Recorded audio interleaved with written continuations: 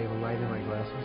It happens to me all the time. People always say, oh, I very much like your film, I very much like your film. Because what can they say out of common politeness? If I had dinner at your home, even if I didn't like the meal, I would say to you, thank you very much, dinner was wonderful. No, you could be more honest. You know. You don't watch your films after they're released, and I've got clips here to show you of your films. What do you feel about the prospect of seeing them? I feel that I'll look away if it's all the same to you, because my whole psychological approach since I started in film was to be ostrich-like. I make a film, I work on it for months and months and months. I see it, I edit it. When it's finished, I don't read the reviews of it. I don't speak to my friends about it. I don't follow the grosses of it. I don't look at it ever again. I made my first film in 1968, Take the Money and Run.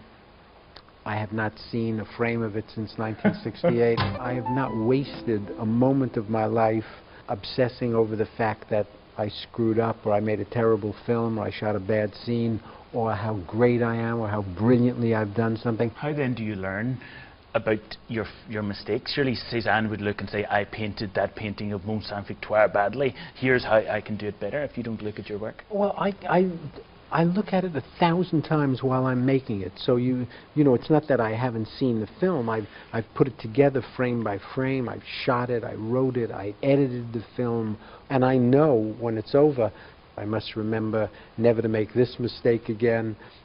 And then I make it again, because in an art form, every time out of the box, it's different. You're flying by the seat of your pants all the time. It's instinct. And if you're fortunate enough, you're right more often than you're wrong. And it's the best you can do. Most people who went through a kind of turmoil of a private life, I think, would become more bitter or more pessimistic. Your workload, you've made more films than ever since that period in the early 90s, and there's almost a lighter tone in your work. I don't know if that's true. Yeah, because there's no correlation between the two. You know, a lot of times the press likes to think that the two, you know, they look for meaning in my films and my private life, but there's no correlation. You know, one thing is one thing, one thing's another. The fact that people have private lives that are either running smoothly or running turbulently or conflictingly, to me has no bearing on my work. And you know, is that really true? Monet was affected by his increasing blindness. Dostoevsky was but that's a physical, you know, increasing blindness. I mean, it's possible if I was, you know, losing my sight or my hearing, or you know, if I had cancer or something, this would affect me. But things in your private life, I mean, things in your love life and your private life, you know, are, to me, first of all, in the giant scheme of things, trivial problems. I mean, they're problems, but they're not. You're mentioning problems of, which to me are the real serious problems of life, problems of mortality, of health, of failing, physical failing. And it's possible, God forbid, when something terrible ever happens to me, I would not be able to work so well and would not respond so well to it, and would not, and it would color my outlook. But domestic conflict and things like that, you know, that I don't think many people would manage that separation that you seem to have there. I think it's a question for lots of creative people about mood and feelings of optimism. Is life a rapturous thing, or is it a valley of tears? Well, I've always thought it was a valley of tears myself. I always thought it was. And no single phenomenon that isn't mortal would change that. That is to say, you know, the death of a loved one or something, I can see as, you know, knocking you for a loop and having an effect on you. But if I'm sad in my real life, it doesn't mean I make a sad film. Or if I'm happy in my real life, you know, I mean, if anything, and I think Billy Wilder made this point in his interview, the opposite may be true. It's possible if you're sad in your life, you may make lighter films because You don't want to spend so much time in a dark, brooding, masochistic fashion. Your films are full of references to artists and mentors. Who are your particular idols? There are so many people. I just turned 64 years old, and I still have so many idols, like an adolescent, like the adolescent who puts up pictures in his or her bedroom, pins up pictures of sports heroes and movie stars and artists. And you're too old for that kind of thing. Yeah, I am too old chronologically, and yet emotionally I have so many heroes, so many film directors, so many athletes, so many performers, comedians that I idolize and think are so wonderful and are so inspiring to me. The work of Ingmar Bergman and Fellini and Kurosawa and Renoir and Truffaut and Godard and Chaplin and Keaton and the Marx Brothers and W.C. Fields and Ernst Lubitsch and Orson Welles and many athletes, you know, I mean, that I truly I just am awestruck by to this day. And hero worships the theme of your new film. Sean Penn plays a jazz guitarist who faints when he meets the greatest of all jazz guitarists, Django Reinhardt. The film's called Sweet and Low Down. His work is sweet, but he's a low-down, dirty dog. Now, is that the way creative people are? Is that the way you are? Not all of them, by any means. But what's interesting to me are those artists who create these great works of beauty, whether it's music or painting or poetry, and you would think that the person who did this has got to be sensitive and compassionate and full of depth. And you meet the person, and they're shallow and infantile and vain and cruel and untrustworthy, and so that to me is, you know, dramatic and comic and worth fooling around with in film. And I've done it in a number of films, actually. This is not the first one. If you recall Bullets Over Broadway, for example, the talented one is the murderer. There are many artists who are very lovely people, but they're just not as interesting for me to write about as the ones who are so antithetical in their personal lives. I've got here a clip from Sweet and Low Down where Samantha Morton and Sean Penn have just had sex, and he plays the song Everybody's Blowing Bubbles to her. Oh, right. I'm Forever Blowing Bubbles. I'm Everybody's Blowing Bubbles. Here's the scene which you're not looking at. I'm not, but I know it so well. You know, I've just worked with it for... What did you want to do in this scene? What's it about this scene? I wanted to have Sean play the guitar and show the effect that his music, what a boor he's been, that he's taken this poor girl home and slept with her and just wants her out. He couldn't care less about her, and he promised that he would play for her. But when he plays music, it's so full of feeling and so haunting that you can see the effect it has on Samantha, that it's so touching to her, it's so moving to her. And of course she did not let me down. She made the right faces at the right time. She's making a face. You could sneak a little like there. I know what it is. You know exactly what that face is. I know what that face is. I sat through it many times. And she doesn't speak at all in the film. Right. Why? Why? Because when I wrote the story, I thought the character that Sean Penn plays is such a braggart and so self-involved and so vain and so full of himself that the ideal woman for him to fall in love with is one that just idolized him and couldn't speak at all. She just lives for him. She just worships him. And Samantha did not let me down. She played it exactly the way I wanted it. It reminded me of City Lights, that Chaplin picture. Yes. Of course, she's blind. Yes, very, very beautiful relationship between Virginia Sherrill, the girl. She's still alive? That I don't know. Mentioning Chaplin there, it made me think that people like Charlie Chaplin and Groucho Marx, they had their screen image, a very strong, sort of almost iconic screen image, but in real life they look somewhat different. Now, everybody knows that you have this strong screen image, but you look rather similar in real life.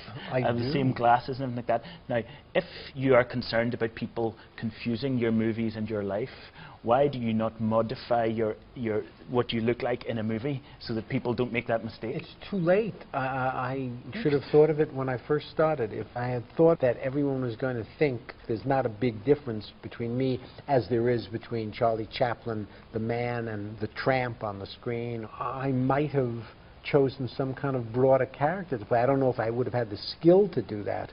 I mean, I think the only character I can play on the screen is a character that does not have to play too broadly, but because of that I am very often mistaken for the character in my movies because I look like the character in my movies and I sound like the character in my movies when I'm not in my movies. Maybe There's it's not not a big too late. difference. You could start now. Put on a fake mustache and different glasses. Something. Yeah. When I first started making films, all I cared about was being funny. Joke, joke, joke, joke, joke, and if the audience laughed, I felt I did my job, and that was fine. Then after a few films, I started to think, you know, I could give them a richer experience, I think. In addition to the comedy, you know, there could be real characters and real story. But in order to do that, one has to sacrifice some laughs, and that sacrifice, I think, worked positively. I think audiences like those later films better, although there are some people that to this day will still say that they liked the few earlier films of mine the most. And you know, I think my later films are better. Now, these more mature films were all shot by the great Gordon Willis, and of course he was famous as the cinematographer on the Godfather pictures, amongst others. I learned a lot from Gordon. He's, I think, the best American cinematographer we've had. It's a very kind of photographed film. Yes, that took us a long time to make. Everyone had to hit his mark or her mark precisely and to get that look, because the whole film really took place in the mind of the protagonist. And so I didn't want it to look like the real world. And you and Willis seem to evolve a certain style of shooting. The actors would walk out of shot and there'd be an empty shot and they'd be talking off camera. Right, I still do that. That's just one shot that we devised and we liked the look of it, so we did it a number of times. Do you remember the scene in Annie Hall where you and Diane Keaton have bought lobsters? Yeah, sure. That was the first scene we shot in that movie. That was the first scene I ever shot with Gordon Willis, and it was the first scene that Keaton and I made in Annie Hall, the very first one. It's a single take, and you like hit the light, presumably by mistake. And yes, that's very kind of. Yes, and we started laughing because she starts laughing, and of course, whenever she laughs, I laugh because she always had that ability to get to me, and that was the take that had the most spontaneity in it because we were legitimately laughing. This is the sort of scene that you would have scripted entirely? I did script it, but with all my scenes, I walk all over the script and I encourage my actors to improvise. I'm not a jealous guardian of my own material, and so, you know, I'm able to get a certain spontaneity often when the actors respond to that. It's funny to hear that because I read somewhere that you said in an interview, I wouldn't work with any actor that challenged my blocking, and of course blocking is the arrangement of people on a set. Do you think that's true? No, first of all, I can't imagine that I would have said that because I really let the actors walk all over me. That's one of the reasons they like to work with me, because I let them say what they want, I let them change what they want. Now, the blocking, you know, I'm a little more strict about than the writing, only because, you know, I work out the shot with the cameraman. I mean, I could see an instance where I might say, it's essential, it may not feel good to you, but it's essential for the shot you do this. But I'm very liberal with the actors. I mean, I never make them wear any costumes they don't like, or say lines they don't like, or, you know, and they feel a great deal of freedom. How do you account for the fact that Sam Shepard said this extremely literate thing, which was Woody Allen is a piss-poor director of actors? I don't know. I could never. In fact, I said when I saw Sam, I said, I can't believe you said that. And he said, yes, I did say it. You know, I like Sam a lot, and you know, we've seen each other since then. that was his experience with me. Didn't you fire him or something like that? No, I didn't fire him for a second. He worked on a film of mine. I shot the film over. I did such a poor job on the film that I shot it over. September. And he was not available, to do it a second time, which I can understand. So I used a different actor in the role. But his experience with me, from his point of view, was that I was a poor director, and I can't necessarily argue with him. I mean, if that was his experience, I thought I was doing the right thing. Most of the people I've worked with over the years seem to be satisfied, or maybe they're not as outspoken as Sam. But I don't know. Apparently Michael Caine phoned up Gena Rowlands when she was going to be in Another Woman and say, look, be careful, you won't get any close-ups in it. Yeah, that was just a coincidence. I generally, shoot the film according to the demands of the script. When I shot Hannah and Her Sisters, there were just no close-ups required in the Michael Caine scene. The scenes played better in wider shots, and I shot it that way. After a week of shooting, Michael came to me and said, I usually save my best work for my close-ups, but you're not shooting any close-ups. And I said, well, don't save it. Just do it right now, because there probably won't be any. It never would have occurred to me the phenomenon of somebody saving the best work for the close-ups. I mean, that's an actor's trick that would have been unknown to me, so I didn't know. I just know that I always knew Michael Caine as a kind of flawless actor, that he's one of those actors where everything he says sounds real all the time. So I just thought, no matter what I do with Michael Caine, I'm going to get a great performance, and I did. As it turned out, I think he won an Academy Award for that role. I mean, I'm not saying any thanks to me. He was great before he met me, and he was great after he left me. I'm glad he told me about the close-up thing. I mean, I looked out for it in future films, I mean, it made me aware that possibly some actors think that there's going to be a close-up.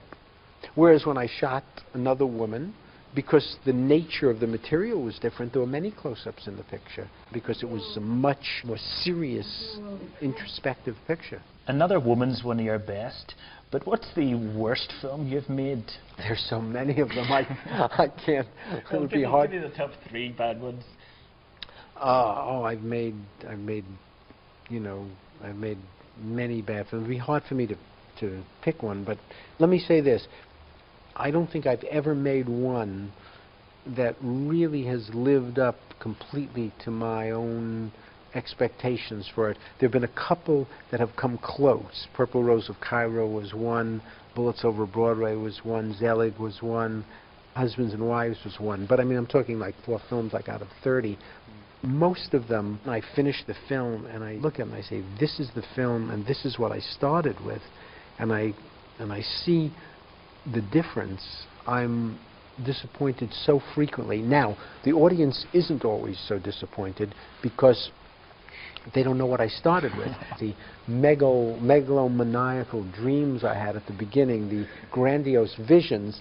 What goes wrong in general? Billy Wilder, for example, says, a film is never as funny as the script. Is that it? For me, I would agree get lost completely. In the shooting?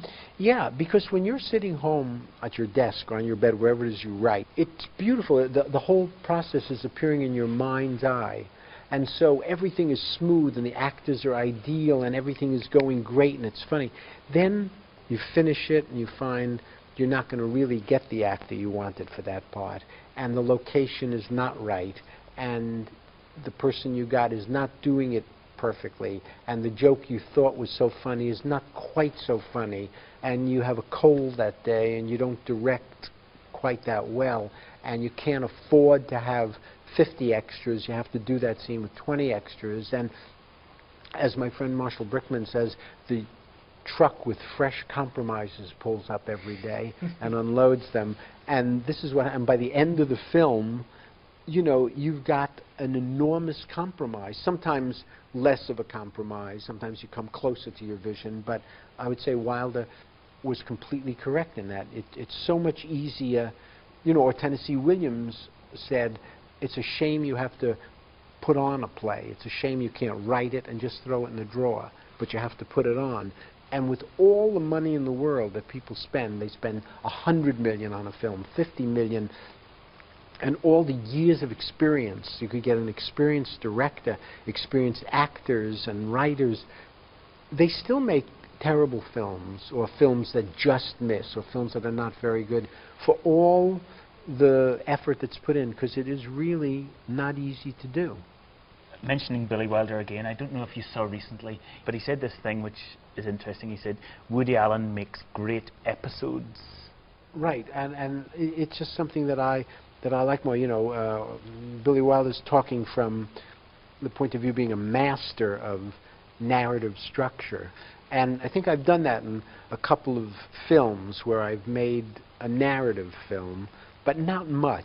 I haven't concentrated on that. Maybe I should do that a couple of times because it would be stimulating for me and interesting. I know when I see his films, you know, I find them exhilarating. I think I can make that kind of a film, but I generally like the episodic style better. All right, Miss Q, get up.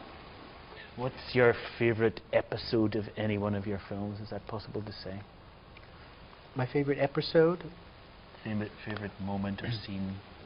Well, I wouldn't say that I had a favorite, but certain ones come to my personal mind. I mean, you know, in radio days, I thought it was a funny episode when the two crooks were robbing the house and they're interrupted by a phone call and it's a quiz show and they win all this merchandise for the people that they're stealing from. You know, I thought it was funny when Robin Williams went out of focus in Deconstructing Harry. I've had a lot of episodes in my films and I like that style. What's not perhaps well known is that you reshoot a lot more. I think your actors know that they will be called back to do new scenes. Right. They won't, as far as I understand, be asked to redub the films, but right. they'll be called back. Now, why reshoot so much? September you reshot entirely. Crimes and Misdemeanors you reshot a third of it or something. Why? Because I could never understand when I first made my first film, Take the Money and Run, how any filmmaker ever makes a film without reshooting it. It would be like an author pulling his novel out of the typewriter and publishing it, but they don't. When you're a writer, you take your novel out and then you rewrite scenes and you do the second draft and you look at that and you fix things. Otherwise, you'd be lost. And this goes for anybody. I mean, this can be Tolstoy or, you know, whoever you want to use as an example. The same thing with filmmakers. You finish a film, you look at it, and then you say, oh my gosh, it sags in the third quarter, or this character is too vicious, he needs to be made a little more likable, or it's great but the end doesn't work. And you've got to do your rewrites and your adjustments. I can't think of any other way to do it. And I can't imagine that any other director can. To me, it would be a stupendous achievement for a director to finish a film and say, well, that's it, no reshoots, I just did a brilliant job. And maybe some of them can do that, but I'm certainly not one that can. But the other way to do it is the Billy Wilder way, which is to rewrite for a year, sort of almost kill yourself banging your head against the wall to get the structure right before you start shooting. Well, I try. I do my best with the script to get it, and for all the correctness that I can achieve prior to doing it, there's still problems afterward. I think Billy Wilder would agree. In his films, if he could go over some of them, there are still moments he could make move faster, or moments he could make work better in some of them. I just can't imagine not doing it that way. I'm just not good enough. But in the 1990s, you've made more than one film a year, and so that's a very prolific output. And it doesn't, I don't know your work methods, but it doesn't sound to me as if you would have a time to bang your head against the wall for long enough before you go into pre-production or production, whatever it's called. I do. I'm able to. I mean, I spend time, put in a lot of time thinking about the script, a lot of time thinking about it. I write the script, you know, as close as I can to the finished product, but I want to leave space in there for spontaneity. I want to leave room for the fact that when I cast, I suddenly find that a different actor is going to be even better than what I conceived, or the locations that I thought I was going to shoot the scene in a baseball stadium, and now I find that an opera house is available. It's very beautiful, and I want to. When I did Annie Hall, I never had my character living underneath that ride at Coney Island. But when we were looking in Coney Island, there was an apartment underneath that whatever you call it, that roller coaster. And I said, great, have them live under there. We talked earlier about whether people can detach themselves from the drama of their own lives. And you made a film about that, Crimes and Misdemeanors. What's its story? Marty Landau is being plagued by this woman, Angelica Houston, and he doesn't want his life upset. I wanted to show that, cruel as it is, there is nobody out there that's going to punish you if you don't have a conscience yourself. If you're willing to commit a criminal act, or willing to murder in his case, and it doesn't bother you, and you can get away with it, fine. And he's, in the end, even though he's repulsed by the idea at first, even when his brother first brings it up, he's starting to think, you know, I guess he's right. This is really the only way I'm going to be able to do this, and the only thing standing between you and immorality is your own conscience. Marty Landau is going to rationalize somehow that he's going to do this. He's going to do whatever is necessary to get out of this situation. And Sam Waterston, the rabbi, says something like, you know, I don't know how you can go on if you don't have a moral structure. And God sees, and of course there's a lot of blindness in this film, but it's like if somebody doesn't have a moral structure, if they can do whatever they want, then they're too free, surely. Isn't that the problem? He's just too free if he doesn't care whether he kills his That's right, mistress. and if you can get away with it, you know, it's done all the time, and the only thing that that you have to go by is your own moral compass. I mean, we beat the Nazis in the war, as was pointed out in the movie, but if we hadn't, if things had gone different, and there were a number of ways they could have gone differently, and the Nazis had won the war, or America had not entered the war, and they had taken over all of Europe, you know, they would have slept very well nights doing those things that they did, because they didn't have a negative conscience about it. So, do you have a strong moral compass? If so, where did you learn it? Was it from family or I don't think I have any special one. I mean, you know, I have a normal thing. I mean, I try and do the right thing. I wouldn't classify myself among the evil of the world or among the righteous particularly. I'm kind of middle, you know, middle class person, trying to do what I think is right, doing it sometimes, failing at it sometimes, misreading it sometimes, you know, but my impulses generally are decent. I mean, I don't think I've been guilty of deliberate cruelty. I'm not saying I haven't been cruel to people in my life. I may have been, but never deliberately. I don't think any of my films is a big deal. I mean, I think I'm given more credit than I deserve on them, that I am really a television comedy writer and comic turned filmmaker, in no way intellectual. I have no ideas. I want to entertain. You can't say in no way intellectual. Surely you're underplaying your ambitions, and when you think of the people who influenced you, like the Marx Brothers or like Bob Hope, for example, there's a world away from them and a film like Crimes and Misdemeanors.